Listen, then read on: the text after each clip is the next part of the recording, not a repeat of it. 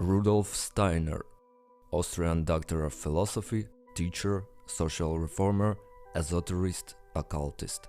This list goes on for a long time. Rudolf began as a researcher of Goethe. In 1902, Steiner became head of the German branch of the Theosophical Society of Helena Blavatsky. And in this period he wrote his very important books: An Introduction to the Supersensible Knowledge of the World and the Destination of Man, How to Attain the Higher Worlds, From Akasha Chronicles, and others.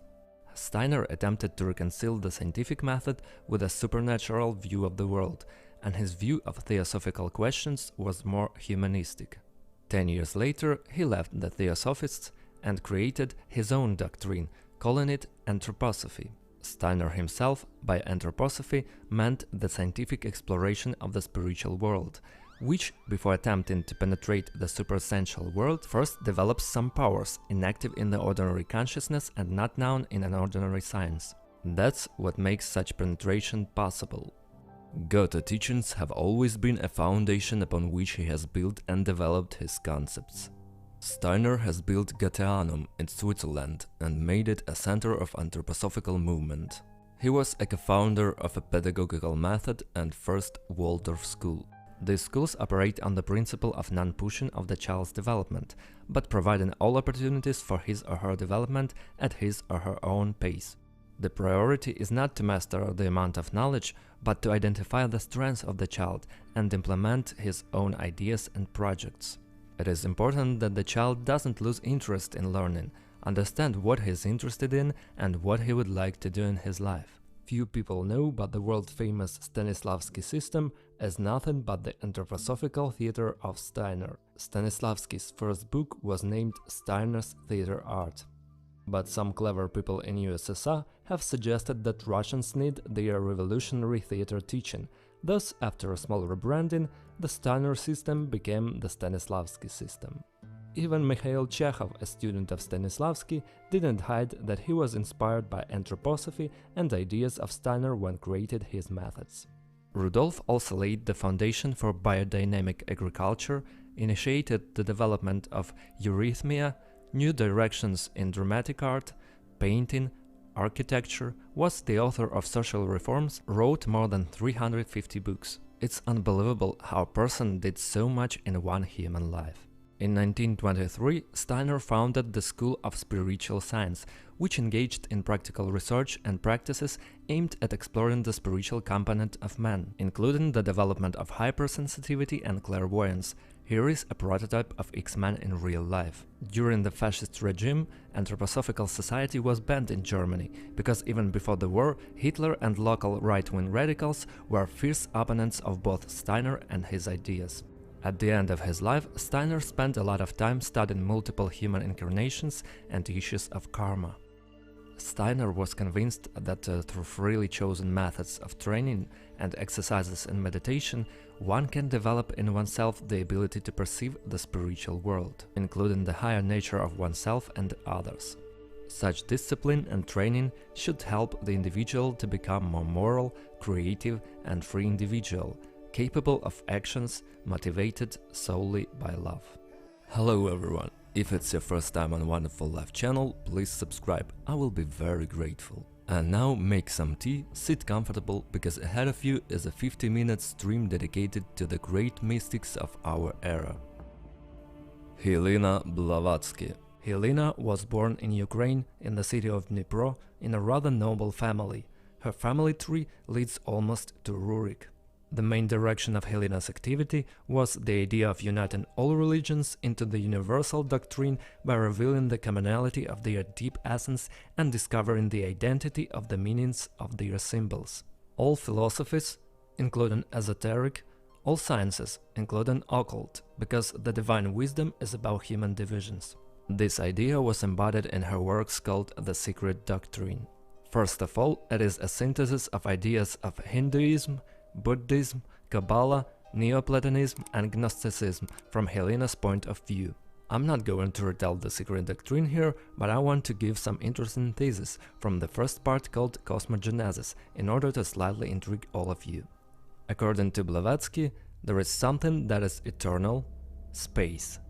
Something that has always existed, the root matter, the primordial substance which is the conductor of every physical, psychic and mental phenomenon, and something that comes and goes, the great breath.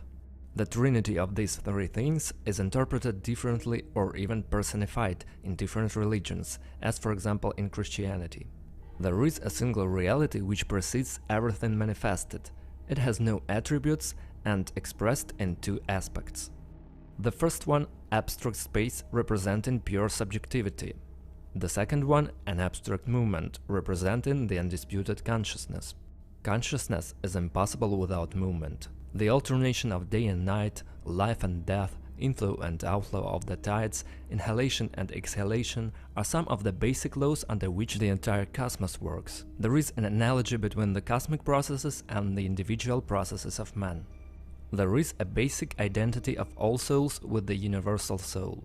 There is an obligatory wandering of every soul through a cycle of incarnations, or by necessity throughout the duration. I would like to remind you that these ideas are not some insights from another world or revelations received in a state of altered consciousness, but first of all Helena's conclusions based on colossal work on studying religions and ancient teachings of different countries of the world. It should be noted that while reading books of Helena catches the eye her high accuracy, scientific approach and ability to highlight the essence, throwing away all that is unnecessary. And on the other hand, on the internet and in the articles about Helena and in the comments to her publications by some other authors, you can see just an incredible amount of hoax and speculations, making out a very educated woman seeking the truth, some sinister occultist with telekinesis and other supernatural powers. Let's try to understand what is wrong with the story of Helena Blavatsky. The amazing story of her life certainly deserves a movie. You can find it on Wikipedia, and I'd like to focus on her legacy. In 1875, Helena became a co-founder of the Theosophical Society in New York. After several years, she established branches in India and some other countries. The society continues its activity to this day. The main motto of society is "There is no religion higher than the truth." One of the most important merits of Helena and Theosophists, in addition to systematization and optimization of a large layer of ancient knowledge of the peoples of the world, were the creation of a bridge between the cultures of East and West. For example, before the Theosophists, Europeans thought of India as a land of elephants and tea, where the primitive Indians live. And the Europeans have to teach them culture and dress them in normal human clothes. Then, about 10 years of Theosophical Society's activity, the Western world began to look at India as the home of the ancient spiritual knowledge of the inner world of man, whose inhabitants can teach the world a lot. And this is a huge shift in perception. Knowledge of yoga teaching, as we have it now, is largely formed by the Theosophist studies. It's also interesting to realize that the Theosophists have in many ways returned the ancient knowledge of the East back to the East. I will tell about it in a separate video, so subscribe. And did you know that there were a large number of Masons among Theosophists, which is also very logical. The Masons, as one of the chief representatives of Western esotericism and the society that creates ideas for hundreds of years to come, were well aware of the importance and revolutionary nature of the work that the Theosophists were engaged in. And it was an effective symbiosis. After the death of Blavatsky and Olcott, the Theosophical Society was headed by Annie Besant, head of the Masonic Order. We will talk about the Masons and Annie Besant's activity in a separate video. It should be mentioned that Helena had her own limitations in perception, paradigms that made her look at things from a specific perspective. The cultural context and the time in which she lived influenced a lot. After many years, it's no longer difficult for us to see the fallacy of many of her opinions. I will give some examples of the delusions we have now thanks to Blavatsky and her love for generalization. She gave the world the misconception that meditation means sitting in still position and turning off the thoughts. She called a huge variety of psychotechniques of ancient India and states of mind reached by them identical, and this point of view has become accepted in popular culture. She also described Hatha Yoga, body yoga, as a dark, demonic practice. Nowadays it sounds funny and weird. It was Blavatsky who formed a cautious, childish attitude to Tantra as from contact with something vicious, and she was the one who focused on the sexual component of Tantra, which actually takes only a small part in the Tantric teachings dedicated to human desires, relations, and development of sensitivity. In the worldview of Blavatsky, there is a tendency of non-acceptance of work with corporeality, and the position of intellectual work as something uplifted, as opposed to vicious and dirty practices of work with body and desires. Helena lived a very bright life. Most of her life she traveled, studied the world, studied in Tibet for 5 years with local Mahatmas, was letting herself what many could not afford at that time, as well as in recent times. So, not surprisingly, people felt mixed feelings and mythologized her a lot back then. In 1875, Helena became a co-founder of the Theosophical Society in New York. After several years, she established branches in India and some other countries. The society continues its activity to this day. The main motto of society is "There is no religion higher than the truth." Helena died in front of her desk, working on the third volume of her secret doctrine that was published after her death. In total, 4 books were planned. There is a museum of Helena Blavatsky in Dnipro city, native city of Helena. It's undeniable that Blavatsky was a very controversial person. That's why people either hate her and call her crazy, or extremely admire her personality and the stories of her life. But for me, it was interesting to focus on how much this woman has influenced human history. I hope I was able to inspire you to explore her work with an open mind. Or at least it was interesting to learn something new. Stanislav Grof. Stanislav Grof is a Czech psychiatrist who became disillusioned with the practical effectiveness of Freudian psychoanalysis and began his personal research. One day, an unusual experimental substance called LSD, just recently discovered by Albert Hofmann, was brought to the clinic where Stanislav worked. It has been argued that it can help a doctor enter a condition very similar to a mental illness. And it could help psychiatrists practice a better understanding of patient, let's say by being in their shoes. Stanislav decided to test it on himself in the name of science.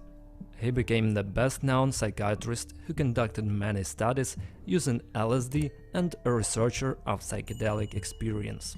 In the late 60s, LSD became illegal. So Stanislav began looking for an alternative, how to help person enter a state of altered consciousness without using any drugs. And this alternative was found in ancient teachings. Thus, having rethought the breathing practices of the peoples of the world, like pranayamas, Stanislav became the creator of his own method, which is known all over the world as holotropic breathing.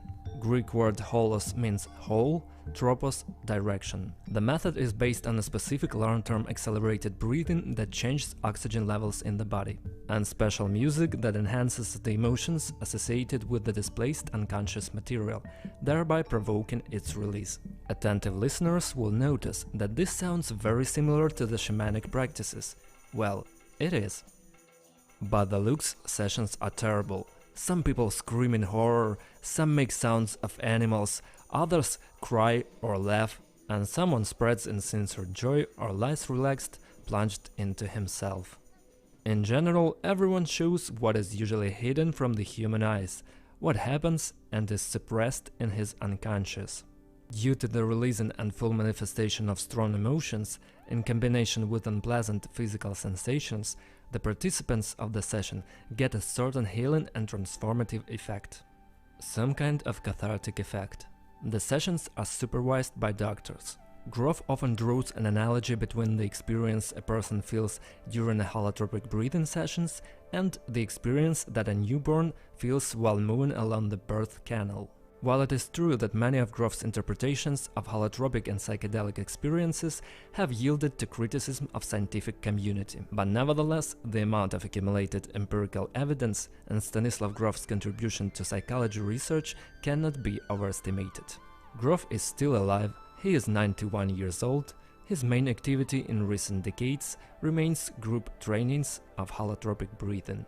Speaking of Grof, it must be mentioned that he is one of the founders of transpersonal psychology, which combines modern psychological concepts, theories and methods with traditional spiritual practices of East and West. Grof shares the idea that the world is created and governed by the absolute consciousness, and all individual subjects of consciousness retain the essential identity to their source as well as to each other. And we will see that almost all people in today's video will agree with this view. And it makes me wonder. I would also like to say that at the moment, holotropic breathing is the healthiest and most natural alternative way for those who want to go beyond themselves, as opposed to the sessions of ayahuasca and other substances that we will not mention here. Folks, I will be very grateful for your like and comment, and we continue our Mystical Monday stream. Annie Besant. Annie Wood was born in London in 1847. At the age of 20, she married an aspiring priest, Frank Besant, whose last name she would bear for the rest of her life. They had 2 children. The family was poor, and the husband and his family insisted on having a 3rd child. This is just one of the situations that made Annie think that not only she, but a huge number of women suffer from oppression of their rights. From a young age, Annie began to fight for women's rights and various progressive humanistic values which the church viewed with extreme negativity. It's obvious that the end of her marriage with a cleric was only a matter of time. The couple were legally separated. In 1878, Frank Besant successfully argued her unfitness after Annie's public campaigning on contraception and had custody from then of both children. Such personal experience was clearly the starting point for Annie Besant's follow-up. Besant's public career began in 1874 with a speech on political status of women. Then, in 1876, Besant wrote a powerful publication revealing the essence of Christianity, its evidences, its origin, its morality, its history. Among other things, in this work Besant drew attention to the primitive and hypocritical nature of the Christian view. Besant opined that for centuries the leaders of Christian thought spoke of women as a necessary evil, and that the greatest saints of the Church were those who despised women the most. In 1877, Besant and Charles Bradlaugh founded the Free Thought Publishing Company. Soon, for the fact that this company published the book The Fruits of Philosophy by Charles Knowlton, which revealed the idea of the ability of citizens to independently decide how many children they want, Besant and Bradlaugh were arrested and put on trial. The trial became a cause célèbre, and ultimately the verdict was overturned on a technical legal point. Besant and Bradlaugh stated, "We intend to publish nothing we don't think we can morally defend. All that we publish, we shall defend." Besant also co-founded the Malthusian League and supported it for 12 years. She advocated population control as an antidote to a future struggle for survival. A new chapter of her life began in 1889, when Besant, as a journalist, was asked to write a review of the 2-volume Secret Doctrine of Helena Blavatsky, which had attracted a lot of attention. Annie was impressed with what she had read and decided to interview Helena in Paris. Thus, Besant was involved in theosophy and soon became a member of the Theosophical Society. And in 1891, after the death of Blavatsky, Besant became one of the leaders of the Theosophical Society. By the will of Helena Blavatsky, Besant became head of the esoteric school of the Theosophical Society. If Blavatsky created the ideas of the Theosophists and their philosophy, it was Besant who turned Theosophy into a great movement and became its popularizer. In her autobiography, she described herself as marching towards the Theosophy that would be the glory of her life. It was Annie Besant who took responsibility to complete and publish the 3rd volume of Blavatsky's Secret Doctrine, which Helena had not had time to finish. However, many Theosophists and disciples of Blavatsky criticized Annie for having supposedly hastily finished the 3rd volume of Blavatsky, thus adding more confusion to Blavatsky's already complex and incomprehensible works. An interesting fact from Besant's biography. In 1895, Charles Webster, an influential figure in Theosophical Society, and her colleague claimed he had taught Annie Besant clairvoyance. After that, together with Annie, they used their powers to explore the universe, the thought forms, and the history of humanity. These events resulted in the books Occult Chemistry and Thought Forms. Whether this was true or a great publicity stunt to sell the books, we can only guess, but the story sounds intriguing enough. Besant and Freemasonry. In 1902, Annie decided to join the Masons as well. Using the Theosophist connections in France, she came to Paris to visit Masons together with her 6 friends. They were all initiated, passed and raised into the first 3 degrees, and Annie returned to England, bearing a charter, and founded there the first lodge of international mixed masonry, Le Droit Humain. Besant saw Freemasonry as an extension of her interest in the rights of women and the greater brotherhood of men. She called it a movement which practiced true brotherhood, in which women and men worked side by side for the perfecting of humanity. In a very short time, Annie founded 3 new lodges in London, 3 in south of England, 3 in the northwest, and 1 in Scotland. She continued to work with such diligence that new lodges were soon formed in Britain, South America, Canada, India, Sri Lanka, Australia and New Zealand. As you can see, the purchase of franchise was successful. Annie Besant not only founded the British Federation of the International Order, but also became a great commander of the order, having a key influence on the international development and growth of the order. The British Masons, influenced by theosophical ideas, have restored some Masonic practices not required by the French Rite, in particular the requirement to believe in God or the Supreme Being. The permission for this restoration in the English Charter obtained from France is known as the Annie Besant Agreement. In 1904 a new English Charter was created, and this requirement was approved as the main one. The resultant charter was called Dharma Working. It attempted to restore the importance of the esoteric and mystical aspects, which Theosophists regarded as the main part of Freemasonry.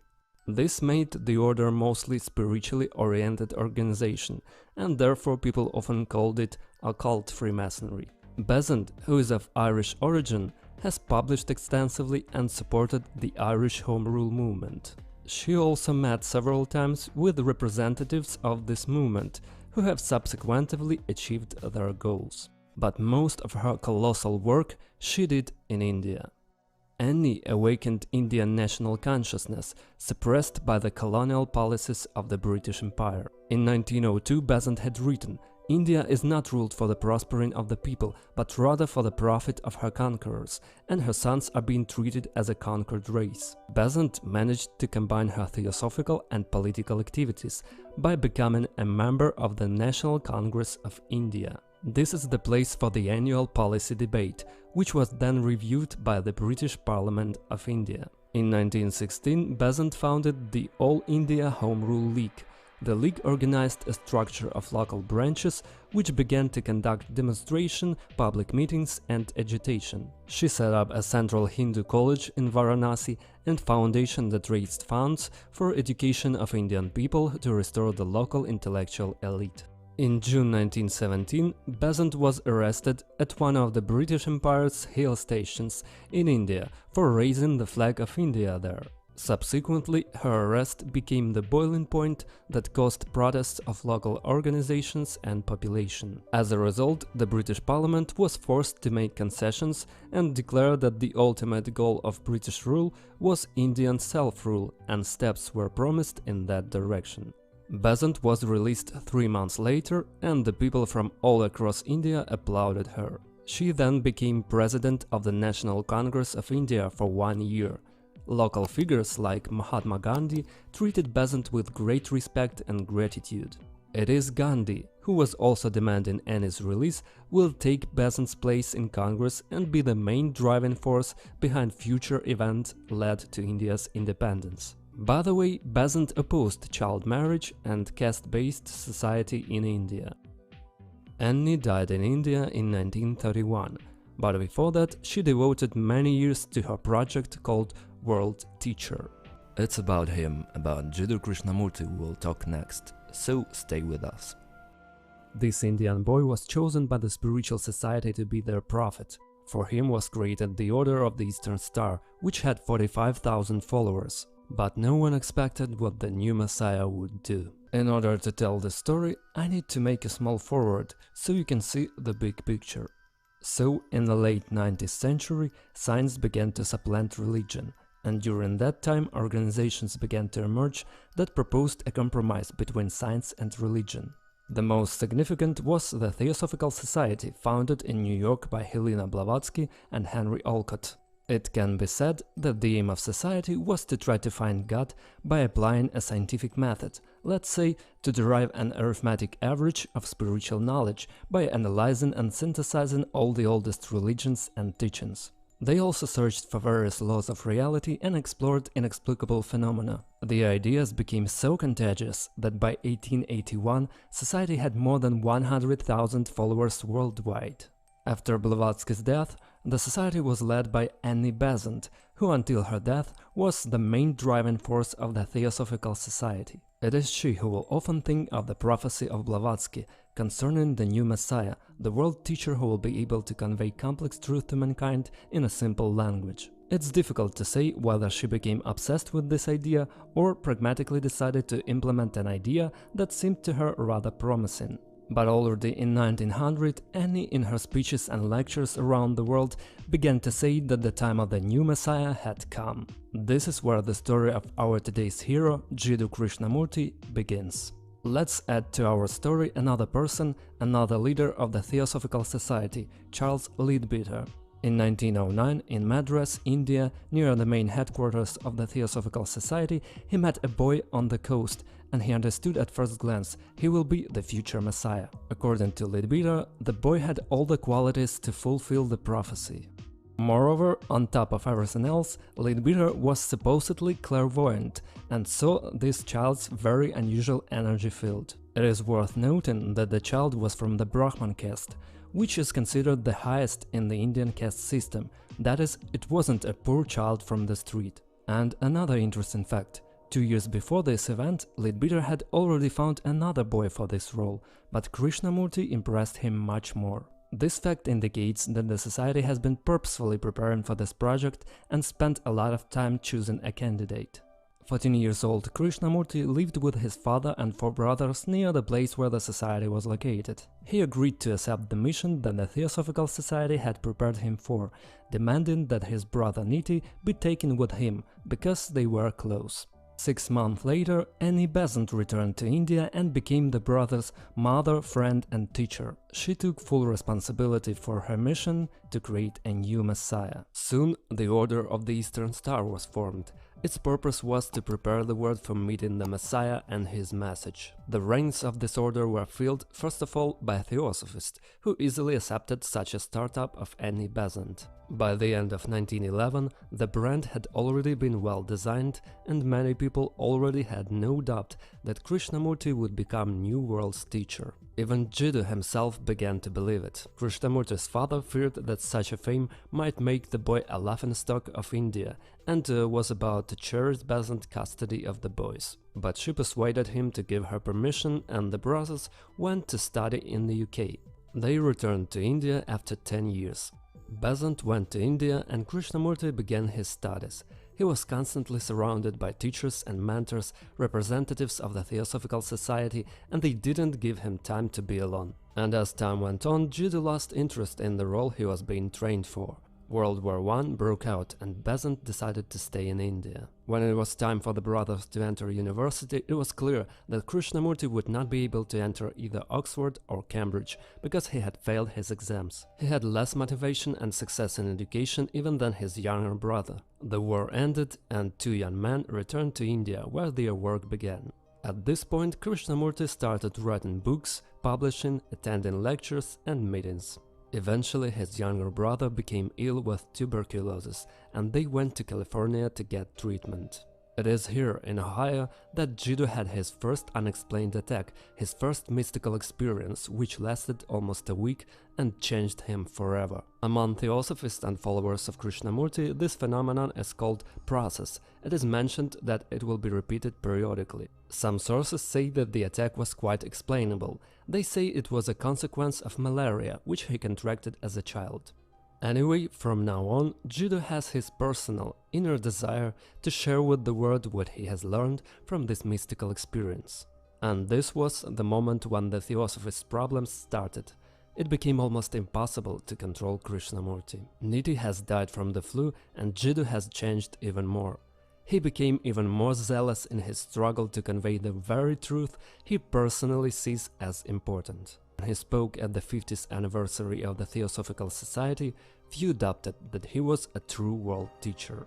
At the time, the Order of the Eastern Star had 45,000 members. Over time, Jiddu's ideas moved in his direction. Krishnamurti's ideas were difficult to reconcile with the vision and ideas of not only Theosophists, but all religions, and his denial of any authority was considered dangerous to society.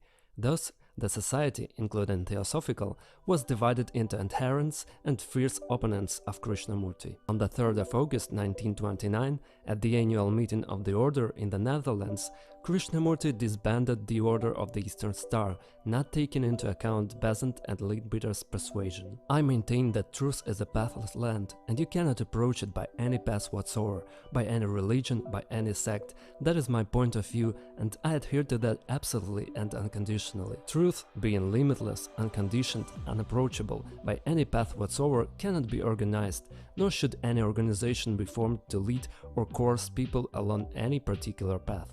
So the coming of the Messiah seemed to fail. After all the years of proclamation of this coming, after emphasizing again and again the danger of rejecting the world teacher, because when he comes he must say something quite new and unexpected, something opposite to those preconceived ideas and aspiration of the majority of men, the leaders of Theosophy one by one have gotten into the trap of which they stubbornly warned the others. It was a shock to many that they waited years for a world teacher to tell them how to live and what to do, who to worship, but he publicly rejected all his obligations and said, "You should seek the truth for yourself. Only this way is possible. You don't need any religions, temples, gods or teachers." From this moment on, Krishnamurti and the Theosophists went their separate ways and the project of the world Messiah was closed.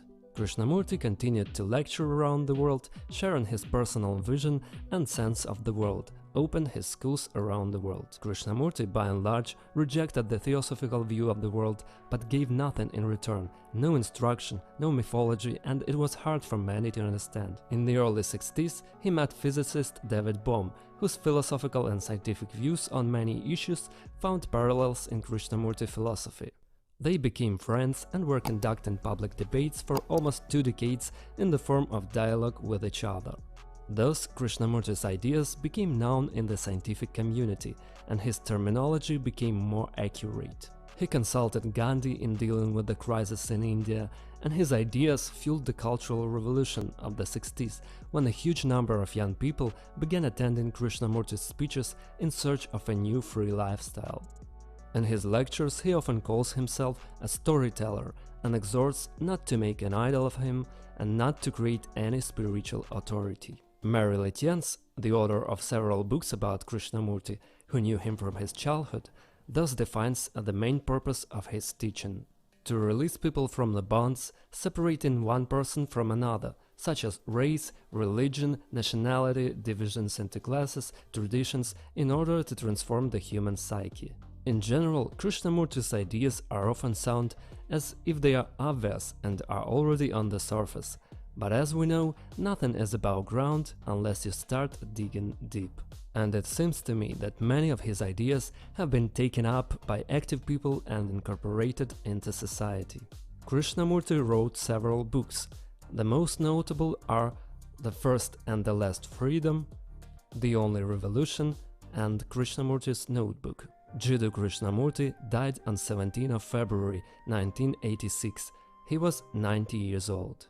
He didn't become the Messiah, nobody created the sacred books describing his life, but nevertheless, he became a great thinker and philosopher who will remain in history as an important part of the evolution of human thought. You and I can assume that a good education and the belief of many people in one child, one mortal man, can work miracles. But let's not dismiss the possibility that Leadbeater, though being the most controversial character in Theosophical Society, did see something unusual in the boy, though it is impossible to verify it somehow. A few days before his death, in a final statement, Krishnamurti persistently declared that no one, either among his associates or among others, didn't understand what had happened to Krishnamurti, nor didn't understand the teaching itself. He added, also implying the impossibility of legacy, that the immeasurable energy that had controlled him throughout his life would disappear with Krishnamurti's death. I want to finish my story with a Krishnamurti's words. In order to be happy, need we have religions. In order to love, need we build temples. Truth cannot be found in the dark sanctuaries of temples, nor in the well-lit halls of the organized society. Neither it cannot be found in the books, nor in ceremonies. Go down to the sea, where the breezes are blowing and the waves are breaking over each other. You want to gather and bind all that beauty into a narrow temple. Don't allow your mind or your heart to be bound by anything or anyone. If you do, you will establish another religion, another temple. You must not create little gods and worship at little shrines. Who wants to worship by the light of one candle when he can have the sun? Carlos Castaneda, American writer, anthropologist, ethnographer who made quite a fuss in the informational space and left a lot of questions behind. I suppose every one of you has heard the name of Carlos Castaneda. An official story of his life sounds like a plot for an exciting movie. As a part of his master's thesis at the Faculty of Anthropology, Carlos decided to conduct a field research to study medical plants and the thought processes of Native American cultures. In Nogales, Arizona, he met a Yaqui shaman named Don Juan Matas. He soon went to Don Juan in Sonora and for several years, with interruptions, studied with him. In the fall of 1965, Castaneda ceased his studies and returned to Los Angeles, and 3 years later published his first book, The Teachings of Don Juan. The book immediately became a bestseller, as well as all later works of the author. The following training resulted in the books Separate Reality and Journey to Ixtlan, for which the author received a doctorate. After that, Castaneda reduced public activity, started to give less interviews, and, in accordance with the doctrine of Warrior's Way, confused the traces and destroyed information about himself. But that didn't stop him from releasing 9 books after the death of Don Juan. One of the first steps in Don Juan teachings is a keen awareness of and concentration on your own death. The realization of death transforms time into a magical power, gives man an incredible potency for change. When living in a country during the war, I can clearly understand these words of Don Juan. The importance of stopping the inner dialogue and monologue is often considered as an important technique. Sorcerers like Don Juan try to achieve eternal consciousness and become a being of a higher state. The books of Castaneda are a significant work of art, but nevertheless they don't carry much practical sense for the reader, as Don Juan's teachings are clearly intended for a narrow circle of people and can only be passed from teacher to pupil through regular practices. Here comes an awkward question about the motives and goals of Castaneda, who almost became a man of knowledge, but nevertheless published the doctrine to the masses, earning a fortune. For example, some lines may even harm fragile minds. For example, a man of knowledge cannot have high status, family, affections. This prompted many ordinary people to conclude that asceticism and unrealization in society equals spiritual development. Write in the comments if you have such acquaintances. In fact, Don Juan's teachings describe shamanism's conceptions of the world very well. He talks about things that can only be described through metaphors, or only if the other person has such a transcendental experience. That is the essence of true esotericism. It is broader than our language of description. The states of consciousness in which the shamans were are unknown to 99% of people, so there are no words to describe them. For example, in the book The Tales of Power, the explanation of such terms as Tonel and Nagual by Don Juan takes about 5 pages. After reading, none of these terms can be described by any of the existing words, and it's hard to clearly understand what it is. This is the main feature of esotericism. There's no sense just to read it, you have to practice it.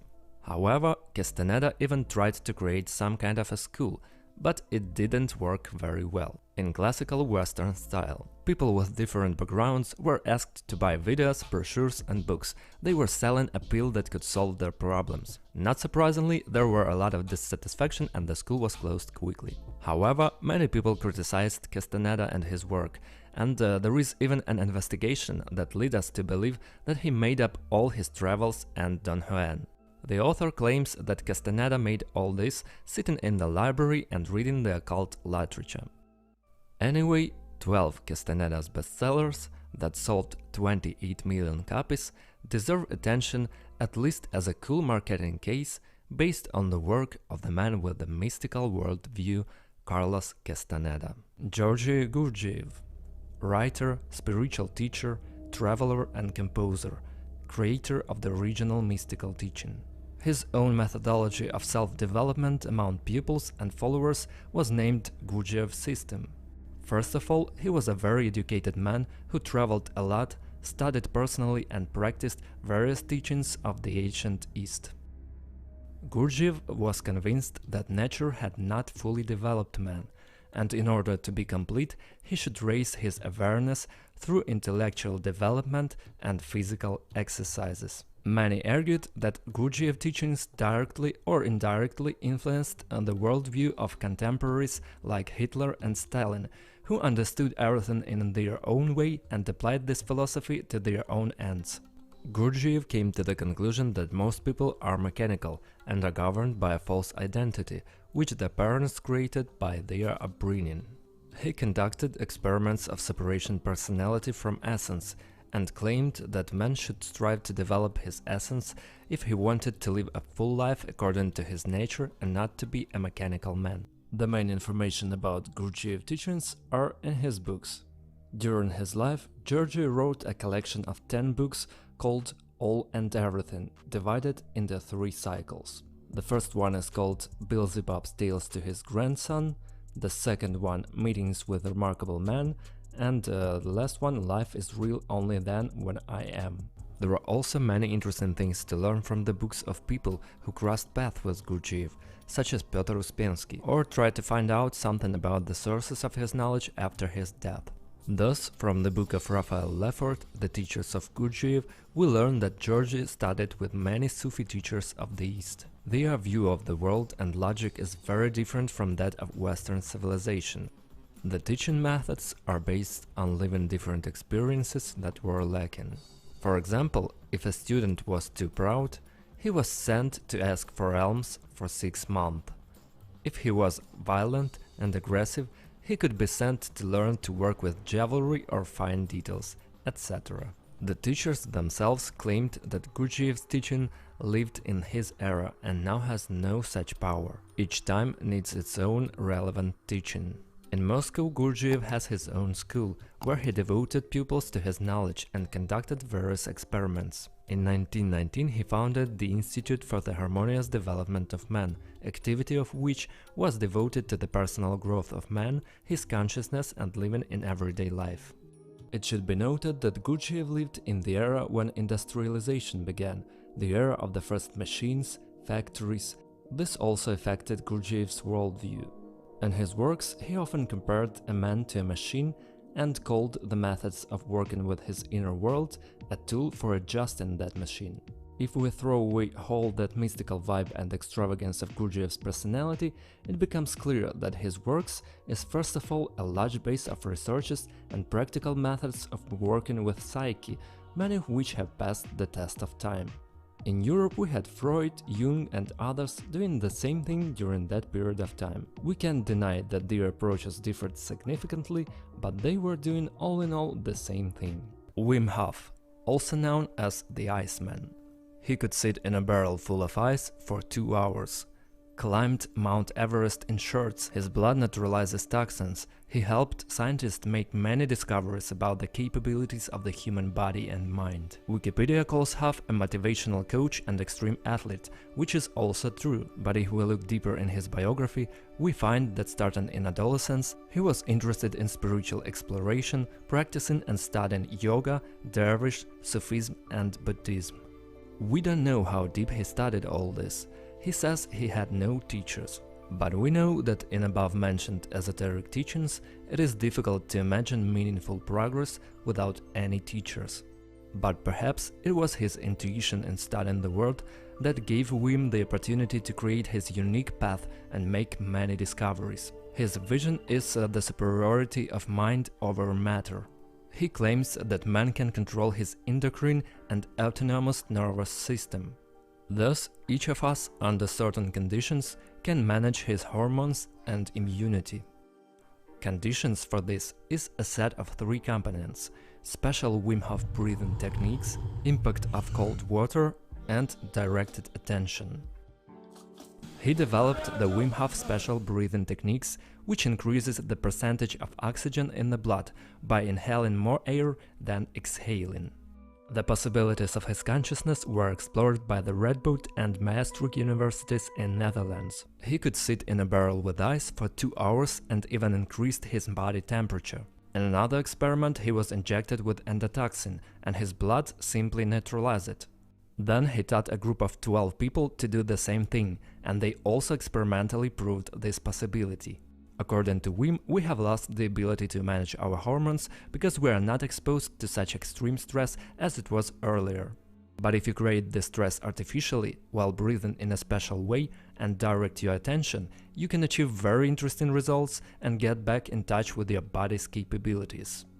Cold is my only teacher, says Wim Hof, but it is also obvious that the experience of many years of searching and challenging reality helped him to develop a certain foundation to look at the cold and feel it as he did. Hof began to teach his method to thousands of people, conduct various trainings, took old people with him to the mountains, and they all safely returned healthy and happy. Just don't do it yourself, please. You may not have the absolute faith Hof has to do this without his supervision. It's very nice to see that this man, our contemporary, is still alive. He motivates thousands of people, declares his mission to fight depression, to achieve strength, health and happiness. A magnificent mystic who changed the reality around him here and now. He even has his own YouTube channel. I will leave the link in the description. Life is good, man. Life is good.